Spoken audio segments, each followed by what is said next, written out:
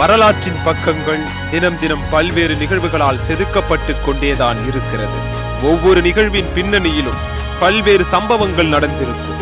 சம்பவங்கள் நிறைந்த இந்த சரித்திர பாதையில் தான் மனித இனம் பயணித்துக் கொண்டிருக்கிறது. வரலாற்றை தொலைத்த இனமாக மாறிவிடாமல் பல்வேறு நிகழ்வுகளை நாம் நினைவுபடுத்திக் கொண்டுதான் இருக்கிறோம். தொலைந்து போன வரலாற்றையும் தேடி கண்டுபிடிக்கும் நிகழ்ச்சிதான் இது. வரலாற்றில் இன்று இன்றைய தினத்தில் நிகழ்ந்த பல்வேறு வரலாற்று சம்பவங்களை இப்பொழுது பார்க்கலாம். ஆங்கிலிக்கம் என்பது கிறிஸ்தவத்தின் ஒரு முக்கிய வரலாறு பெருமை கொண்ட பிரிவு. ஆங்கிலிக்க ஒன்றியம் என்பது உலகம் முழுவதும் உள்ள ஆங்கிலிக்க திருச்சபைகளின் ஒருங்கிணைந்த அமைப்பு. இங்கிலாந்து திருச்சபை மற்றும் அதன் தலைவர் கண்டேர்பேரி பேராயருடன் முழு ஒற்றுமையோடு இருக்கும் திருச்சபைகளின் ஒன்றியமாகும். ஆங்கிலிக்க திருச்சபைகளிற்கு பிராந்திய பேராயர்கள் தலைமை ஏற்கின்றனர். 77 மில்லியனுக்கும் மேலான தொண்டர்களை கொண்ட ஆங்கிலிக்க ஒன்றியம் ரோமன் கத்தோலிக்க திருச்சபை கிழக்கு மரபு வழி திருச்சபைக்கு அடுத்தபடியாக உலகின் 3வது பெரிய சமய பிரிவாகும். ஆங்கிலிக்க திருச்சபையின் அயர்லாந்து நாட்டின் ஆர்ச் பிஷப்பாக 1625 முதல் 1656 வரை பொறுப்பு வகித்தவர் பேராயர் ஜேம்ஸ் உஷேர். அயர்லாந்தின் டப்ளின் நகரில் 1581 ஆண்டில் பிறந்த இவர் விவிலியம் குறித்தும் அதன் வசனங்கள் குறித்தும் பெரும் ஆய்வு செய்த திருமகனார். 1648 ஆண்டில் இவர் பைபிளை அடியொற்றி ஒரு காலண்டரை தயாரித்தார். அதன் கால அளவின் ஆய்வின்படி பேராயர் ஜேம்ஸ் உஷ்வேர் பல ஆய்வுகளை வெளியிட்டார். இதன்படி கிமு 4004 ஆண்டு 23 அக்டோபர் அன்றுதான் உலகம் படைக்கப்பட்டது என்ற கருத்தை வெளியிட்டார். பழைய ஏற்பாடு மறைநூலின் அடிப்படையில் கணித்து இக்கருத்தை வெளியிட்டார். கிமு 4004 ஆண்டு 23 அக்டோபர் அன்று காலை 9 மணி தொடங்கி இரவு 9 மணிக்குள் உலகம் படைக்கப்பட்டதாக தெரிவித்தார்.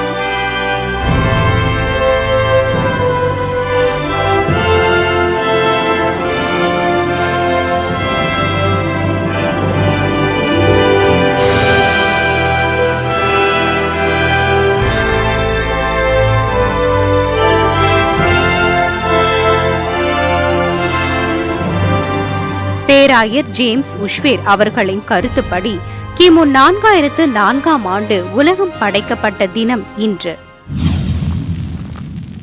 அகஸ்டஸ் கிமு 27 முதல் கிபி 14 ஆகஸ்ட் 19 வரை ரோம பேரரசை ஆண்ட மாமன்னன். கிமு 63 செப்டம்பர் 23 பிறந்த கயஸ் ஆக்டேவியஸ் துரினஸ் என்னும் இயற்பெயர் கொண்ட இவரை இவரது பெரிய தந்தையான ஜூலியஸ் சீசர் கிமு 44 ஆண்டில் தத்து எடுத்துக்கொண்டார். அதன் பின்னர் இவர் கையஸ் ஜூலியஸ் சீசர் ஆக்டேவியஸ் எனப்பட்டார். அகஸ்டஸ் சீசர் என்ற பெயரில் கிமு 27 ஆண்டிலிருந்து கிபி 14 ஆண்டில் அவர் இறக்கும் வரை ரோம பேரரசை ஆண்டு வந்தார். கிமு 44 மார்க்கஸ் புரூட்டஸ், சர்விலஸ், காஸ்கா, காசியஸ், லாஞ்சினஸ் என பலர் இணைந்து சீசரை கத்தியால் குத்தி கொன்றனர். பின்னர் கிமு 43 அகஸ்டஸ் மார்க் ஆண்டனி மார்க்கஸ் எமிலஸ் லெபிடஸ் ஆகியோருடன் இணைந்து ஒரு அரசியல் முக்கூட்டணியை அமைத்து கொண்டு ஒரு இராணுவ சர்வாதிகார ஆட்சியை நடத்தி வந்தார் அகஸ்டஸ். ஜூலியஸ் சீசர் மறைந்தபோது சீசரின் வளர்ப்பு மகனான அகஸ்டஸ் 18 வயதுடையராக இருந்தார். இதனால் ரோம குடியரசின் ஆட்சியை பிடிப்பதில் தளபதிகளுக்கும் அரசியல் தலைவர்களுக்கும் இடையே பல காலம் கடும் போராட்டம் நடைபெற்றது. அகஸ்டஸ் தன்னை எதிர்த்தவர்கள் மேல் போர் தொடுத்து வெற்றி பெற்றார்.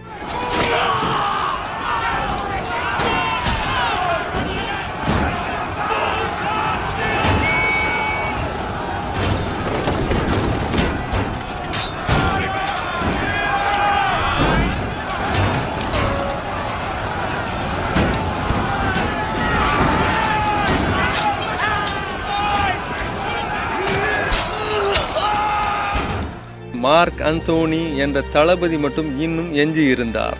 அந்தோனியுடன் சீசர் ஒப்பந்தம் செய்து கொண்டு ரோம பேரரசின் கிழக்கு பகுதியை அந்தோனிக்கு கொடுத்துவிட்டு மேற்கு பகுதியை சீசர் எடுத்துக்கொண்டார். இருவருக்கும் இடையே சில ஆண்டுகள் வரை அமைதியற்ற போர் நிறுத்தம் நிலவியது. வளர்ப்பு தந்தையான ஜூலியஸ் சீசருக்கு பின்னர் ஆட்சி பொறுப்புக்கு வந்த அகஸ்டஸ் திறம்பட ஆட்சி செய்த மன்னன். கிமு 42 ரோமன் குடியரசின் சிவில் யுத்தத்தில் மார்க் ஆண்டனியுடன் இணைந்து அகஸ்டஸ் சீசர் தனது வளர்ப்பு தந்தையை குத்தி கொலை செய்த புரூட்டஸின் படைகளை தோற்கடித்தார். தோல்வி தாங்காத புரூட்டஸ் கிமு 42 அக்டோபர் 23 தற்கொலை செய்து கொண்டார்.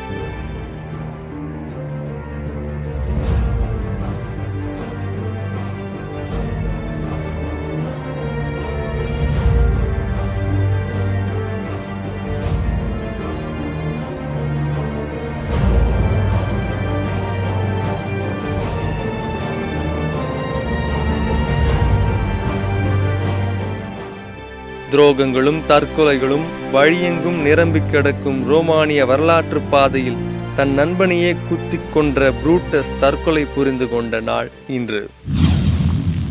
16ஆம் நூற்றாண்டு தொடங்கி 19ஆம் நூற்றாண்டு வரை உலகின் ஆதிக்க சக்தியாக திகழ்ந்த ஐக்கிய இங்கிலாந்து பாராளுமன்ற மக்களாட்சி உலக இலக்கிய மற்றும் அறிவியல் துறைகளில் உலகுக்கே வழிகாட்டியது எனலாம்.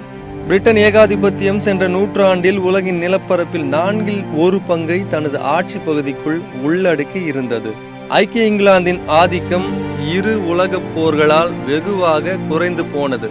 தனது பிடியில் இருந்த பல நாடுகளை அது விடுவித்துக் கொண்டது என்றாலும் அது தன்னை ஒரு நவீனமயமான வளமையான நாடாக வளர்த்து கொண்டது. ஐக்கிய இங்கிலாந்து ஒரு அரசியல் சட்ட முடியாட்சி நாடாகும். 1707 அக்டோபர் 23 முதல் முதலாக இங்கிலாந்து பாராளுமன்றத்தின் இரு அவைகளும் வெஸ்ட்மின்ஸ்டர் அரண்மனையில் நடைபெற்றது. அன்றிலிருந்து இன்று வரை சிறப்பான முடியாட்சி ஜனநாயகத்தை நடத்தி வருகிறது இங்கிலாந்து. இங்கிலாந்து நாட்டை அரசாளும் அதிகாரம் பிரதமரின் தலைமையிலுள்ள அரசிடம் உள்ளது. பிரதமரையும் மற்ற அமைச்சர்களையும் கொண்டது அமைச்சரவை. அரசாளும் உரிமையை கொண்ட மன்னர் நாட்டின் தலைவராக திகழ்கிறார். எனினும் நடைமுறையில் அவரது அரசு கீழவையான மக்களவைக்கு கட்டுப்பட்டே செயல்பட இயலும். மக்களவையானது ஐக்கிய இங்கிலாந்தின் மக்களால் நேரடியாக தேர்வு செய்யப்பட்ட ஒரே பாராளுமன்ற அவையாகும். அமைச்சர்கள் பாராளுமன்ற உறுப்பினர்களிலிருந்து தேர்வு செய்யப்படுகிறார்கள். வெகு சிலர் மேலவையான பிரபுக்கள் அவையிலிருந்து நியமிக்கப்படுகிறார்கள். தற்போதைய இங்கிலாந்தின் முடிக்குரியவர் ராணி 2ஆம் எலிசபெத். இவர் 1952 அரியணை ஏற்று 1953 முடிசூட்டப்பட்டவர்.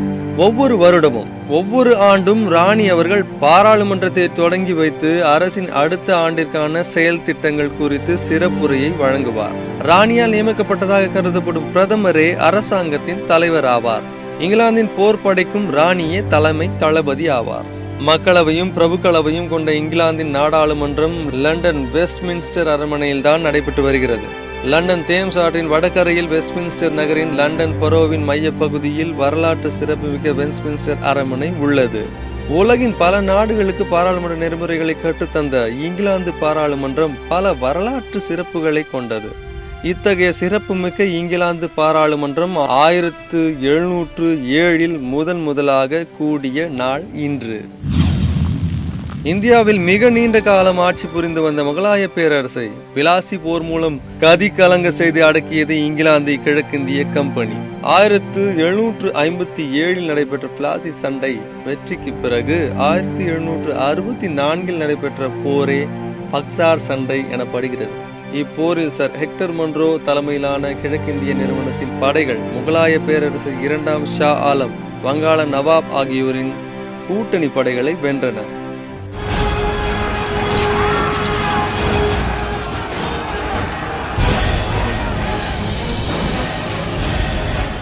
இதன் மூலம் வட இந்தியாவில் கிழக்கிந்திய நிறுவனம் பலம் பொருந்திய ஆதிக்க சக்தியாக உருப்பெற்றது எனலாம். 1757 நடைபெற்ற பிளாசி சண்டையில் வெற்றியடைந்த கிழக்கிந்திய நிறுவனம் வங்காளத்தின் நவாப் மீர் காசிமை தங்கள் கைப்பாவையாக்க முயன்றனர். ஆனால் மீர் காசிம் அவர்களுக்கு பணியவில்லை. இதனால் 1763 கிழக்கிந்திய நிறுவனம் அவரை பதவியிலிருந்து விரட்டி அடித்தது. சவுதிக்கு தப்பியோடிய மீர் காசிம் அவாத் நவாபிடம் தஞ்சம் புகுந்தார். அதே நேரம் வாரிசுரிமை சண்டையால் டெல்லியை விட்டு வெளியேறிய முகலாய பேரரசர் 2ஆம் ஷா ஆலம் அவுதில் இருந்தார். இவ்விருவரது துணையுடன் அவாத் நவாப் சுஜா-உத்-தௌலா இங்கிலாந்தின் கட்டுப்பாட்டில் இருந்த வங்காளத்தின் மீது படையெடுத்தார். அக்டோபர் 23, 1764 இருதரப்பு படைகளும் கங்கையாற்று கரையில் புக்சார் என்னும் இடத்தில் சந்தித்தன. இந்திய ஆட்சியாளர்களிடையே ஒற்றுமை இல்லாததால் அவர்களது படைகள் சரிவர ஒருங்கிணைக்கப்படவில்லை. இதனால் சுமார் 7000 பேர் அடங்கிய கிழக்கிந்திய கம்பெனி படை சுமார் 40,000 பேர் கொண்ட இந்திய படையை எளிதில் தோற்கடித்தது.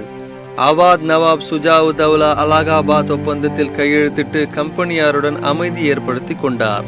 இந்த ஒப்பந்தத்தின் மூலம் பீகார், வங்காளம், ஒரிசா பகுதிகளில் வரி வசூல் செய்யும் உரிமை கிழக்கிந்திய கம்பெனி நிறுவனத்திடம் ஒப்படைக்கப்பட்டது. இவ்வாறு பக்சார் சண்டை இந்தியாவில் பிரிட்டன் ஆட்சி அமைய வலுவான நிகழ்ச்சியாக அமைந்துவிட்டது எனலாம். 1764 ஆண்டு பக்சார் போர் நடைபெற்ற நாள் இன்று.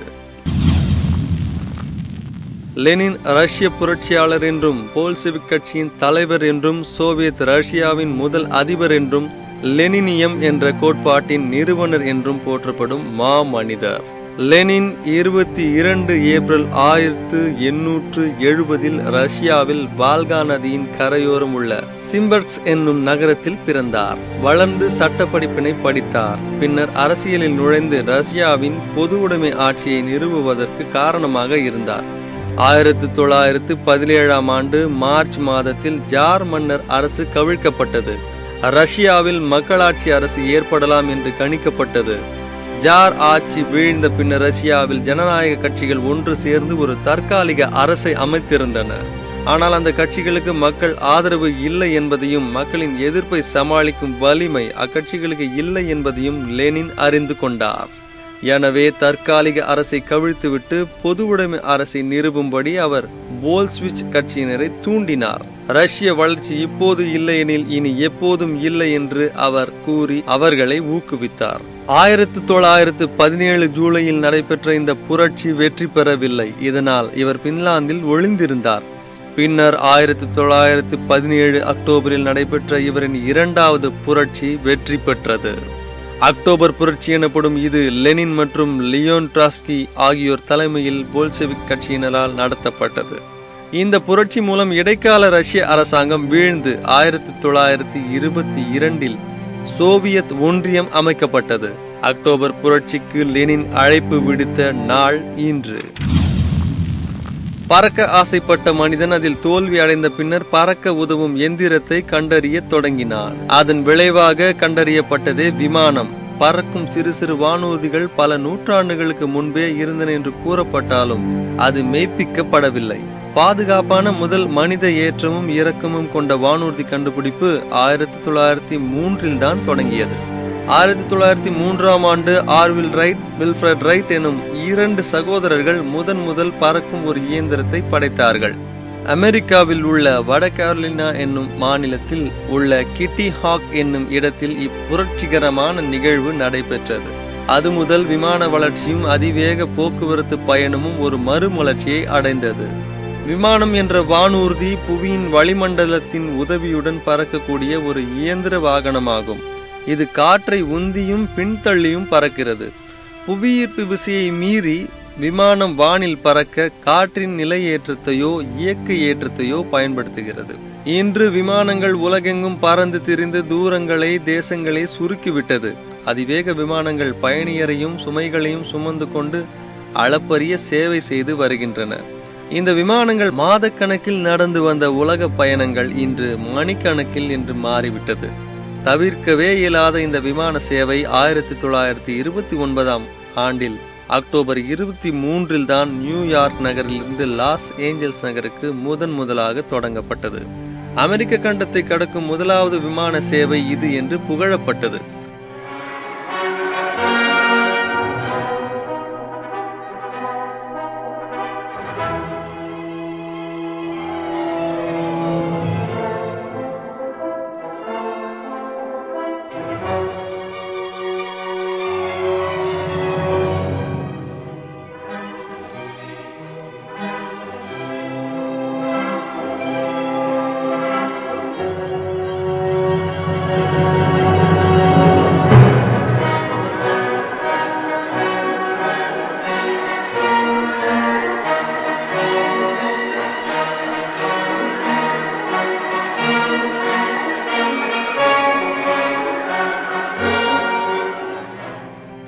முதலாக பயணியரை ஏற்றிக்கொண்டு பறந்த முதல் வர்த்தக ரீதியிலான விமானம் இது என்றும் கூறப்படுகிறது. ஆகாயத்தின் மூலம் உலகத்தையே சிறு கிராமம் என்று மாற்றிவிட்ட விமானம் முதலாக அமெரிக்காவில் பறந்த நாள் இன்று.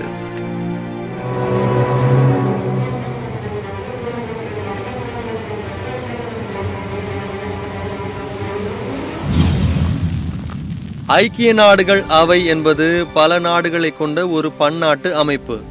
கிட்டத்தட்ட உலகின் அனைத்து நாடுகளும் இதில் உறுப்பினராக இருக்கின்றன. இரண்டாம் உலக போருக்கு பின்னர் வாஷிங்டனில் நடைபெற்ற டம்பார்டன் ஓக்ஸ் மகாநாட்டை தொடர்ந்து அக்டோபர் 24, 1945 கலிபோர்னியாவில் இருந்து சான் பிரான்சிஸ்கோவில் தொடங்கப்பட்டது. இதற்கு முன்னர் 1919 இருந்து 1946 வரை இதற்கு முன்னோடியாக கொள்ளக்கூடிய தேசங்களின் அணி என்னும் அமைப்பு இருந்து வந்தது. இதுவே உலக நாடுகளை கட்டுப்படுத்தி வந்தது. பின்னர் தேசங்களின் அணி இத்தாலி, ஜெர்மனி நாடுகளின் உதாசீனத்தால் செயலிழந்தது. அதன் பிறகு ஏற்பட்ட இரண்டாம் உலக போருக்கு பின்னர் ஐக்கிய நாடுகள் அவை என்று புதிதாக இது தொடங்கப்பட்டது. உலக நாடுகள் யாவும் ஒருங்கிணைந்து செயல்படவும் இனி ஒரு உலக போர் ஏற்படாது இருக்கவும் இந்த ஐக்கிய நாடுகள் அமைப்பு தொடங்கப்பட்டது. செப்டம்பர் 2011ஆம் ஆண்டு நிலவரப்படி 193 உறுப்பு நாடுகள் இதில் இருந்தன. 1943 அக்டோபரில் அமெரிக்கா, சீனா, பிரித்தானியா, ரஷ்யா ஆகிய நாடுகள் மாஸ்கோவில் ஒன்று கூடி உலகில் அமைதியை ஏற்படுத்த ஒரு தனி நிறுவனம் அமைக்க வேண்டும் என்று முடிவு செய்தனர். அதன் விளைவாக 1945 சான் பிரான்சிஸ்கோ மாநாடு நடைபெற்றது. இதில் டச்சு நாடுகளுக்கு எதிராக 50 நாடுகள் கலந்து கொண்டன. இதைத் தொடர்ந்து 1946ஆம் ஆண்டு அக்டோபர் 23ஆம் தேதி ஐக்கிய நாடுகள் பொதுச்சபையின் முதலாவது கூட்டத்தொடர் நியூயார்க் நகரில் ஆரம்பமாயிற்று. அதில் ஐநாவுக்கென தனி சாசனம் வரையப்பட்டது. அதில் நிறுவனத்தின் நோக்கம், அதில் அமைக்கப்பட்ட அவைகள், அவற்றின் செயல்கள் ஆகியன பற்றி தெளிவாக அலசப்பட்டன. இன்று நாட்டுக்கு நாடு அமைதியை வளர்க்க பாடுபடும் ஐக்கிய நாடுகள் அமைப்பு முதலாக கூடிய நாள் இன்று. ஹங்கேரிய புரட்சி என்பது அன்றைய ஹங்கேரியின் ஸ்டாலின் தலைமையிலான கம்யூனிச அரசுக்கு எதிராக நாடு முழுவதும் எழுந்த மக்கள் புரட்சியை குறிக்கிறது.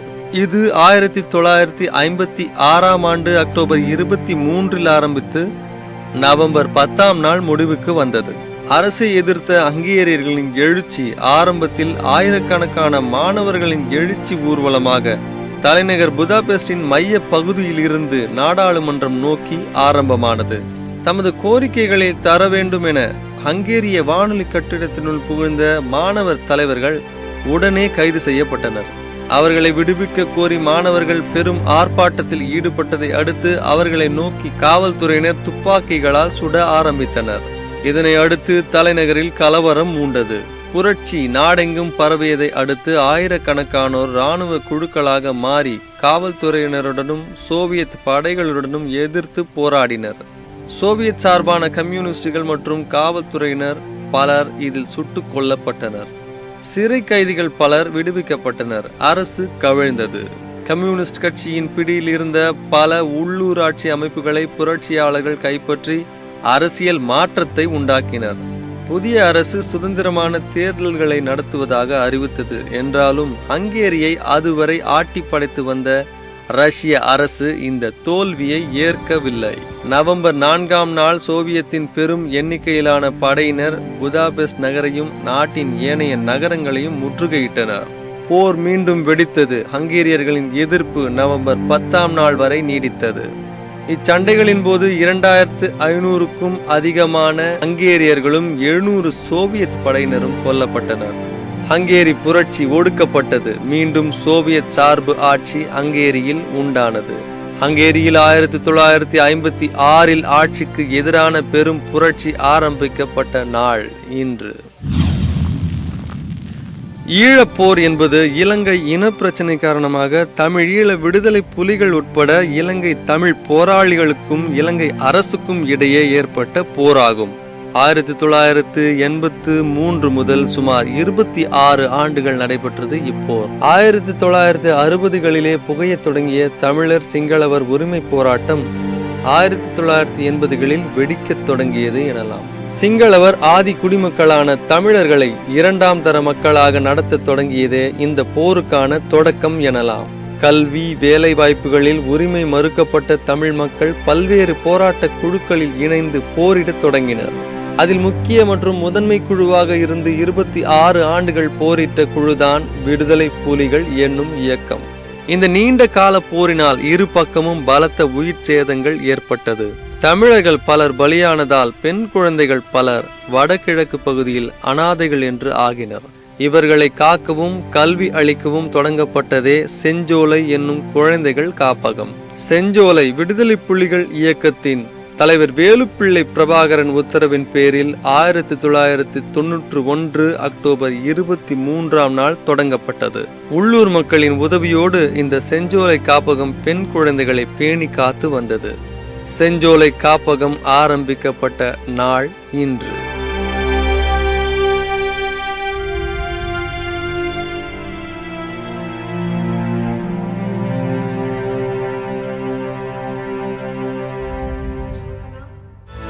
வரலாற்றின் பக்கங்கள் தினம் தினம் பல்வேறு நிகழ்வுகளால் செதுக்கப்பட்டு கொண்டேதான் இருக்கிறது. ஒவ்வொரு நிகழ்வின் பின்னணியிலும் பல்வேறு சம்பவங்கள் நடந்திருக்கும். சம்பவங்கள் நிறைந்த இந்த சரித்திர பாதையில் தான் மனித இனம் பயணித்துக் கொண்டிருக்கிறது. வரலாற்றை தொலைத்த இனமாக மாறிவிடாமல் பல்வேறு நிகழ்வுகளை நாம் நினைவுபடுத்திக் கொண்டுதான் இருக்கிறோம். தொலைந்து போன வரலாற்றையும் தேடி கண்டுபிடிக்கும் நிகழ்ச்சிதான் இது வரலாற்றில் இன்று.